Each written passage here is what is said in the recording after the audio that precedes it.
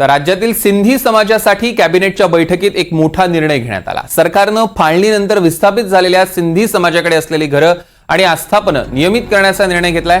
सरकारनं सिंधी विस्थापितांसाठी अभय योजना आणली आहे। ही योजना महसूल विभागाअंतर्गत राबवली जाईल। या योजनेअंतर्गत सिंधी विस्थापितांचे पट्टे नियमित करण्यासाठी विशेष धोरण राबवलं जाईल।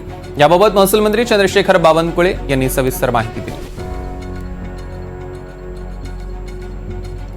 तर सिंधी समाजासाठी कशा प्रकारचा निर्णय घेतलाय आणि त्याची अंमलबजावणी नेमकी कशी केली जाणार आहे बघूया।